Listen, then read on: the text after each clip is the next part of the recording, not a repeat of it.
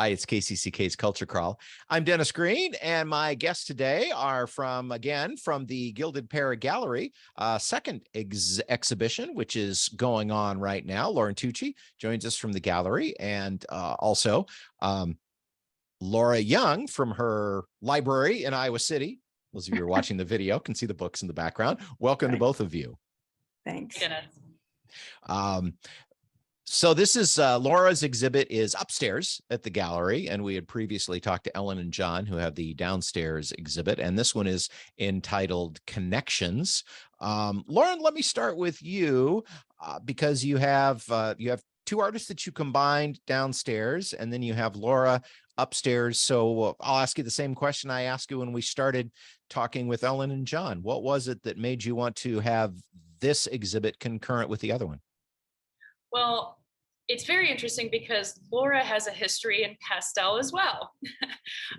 But she actually has abstract collage paintings on display. So where in the same way that I invited John thinking that I would get two pastel artists, I got John's watercolors. And so that was kind of a nice surprise too.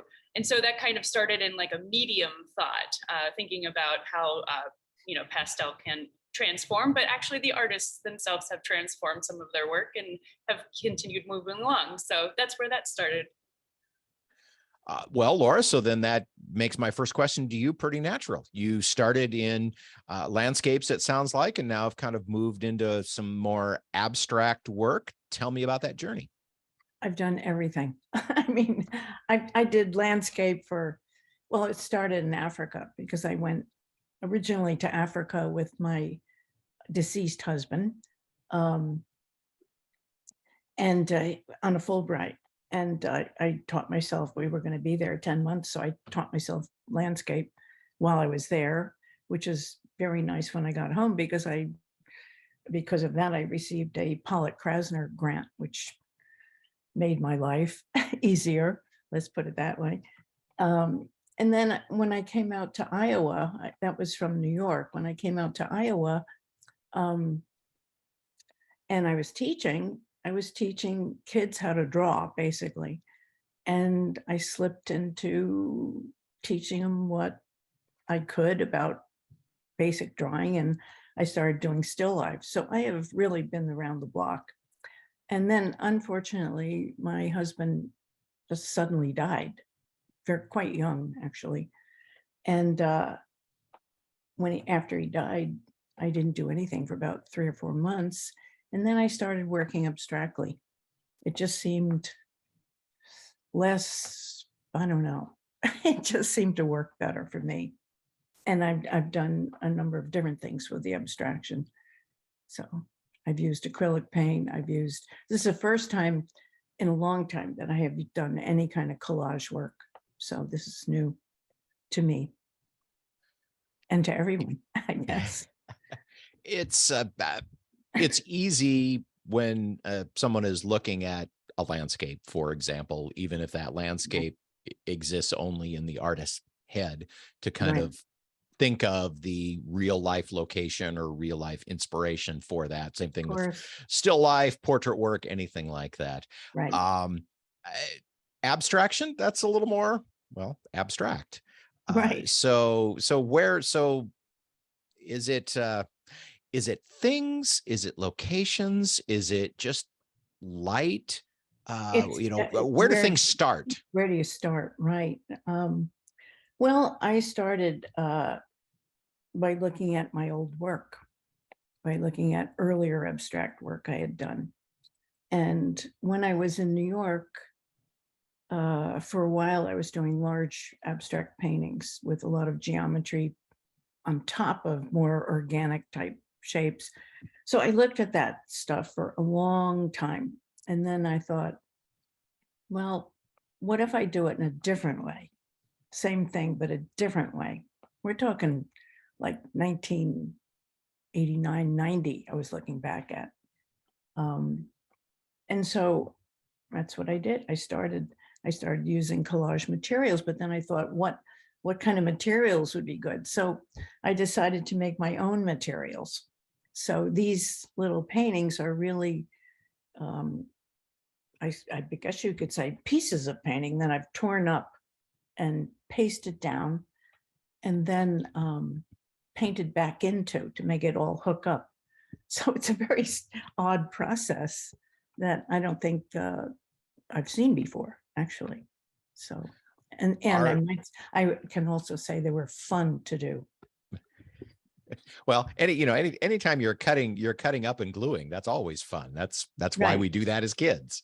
This is tearing and gluing. Tearing and gluing. It also gives the work more of a three-dimensional aspect too. I suppose. Lauren, so you get the work from Laura, a little different than what you were expecting. What was your thought process in how you're putting it in the gallery then? Sure. You can definitely see that there is leading from one to the next. And so they kind of have like their own section or suites of work within the whole realm. So there's like a suite of grays and neutrals. There's a suite of reds, but you can see which ones have gone, or almost really, like what was the starting point and when which one gets pushed a little bit more. And so I grouped those together by some of those thoughts, and then similar shapes that happen as well. There are several that have more apparent foreground and background, and so those are also considered too when I hung the work. Laura, is this mainly new work? Because you said that you've been Yes. doing abstractions for quite a while. Yeah, but it is new work. Totally new. What are you working on now? Well, I'm just gessoed a panel to work on, which is horizontal, which is new for me. Because I usually work on squares just for no reason, but I do. I guess I like squares. So so this is going to be a horizontal one, and I don't know how it's going to work out, but I guess I'll find out. Laura's exhibit is called Connections, and it's concurrent with Rare Earth, featuring John Preston and Ellen Wagner at the Gilded Pear Gallery. And there's an artist reception coming up on Friday, September 9th, right, Lauren? Correct. Yes. And we're going to have all three of the artists present. Certainly. Yep. And remind me again what the time of that is. From 5 to 7:30. And if people want more information, they can find out more about the artists. They can also take a look at some images on your website, which is gildedpeargallery.com.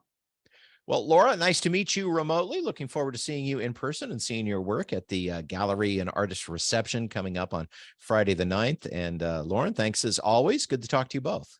Thanks, Dennis. Thank you. You can hear the Culture Crawl live on the radio many weekdays at 10:20, or download the podcast, watch or listen on your own schedule at kcck.org/culture, or however you get your podcasts.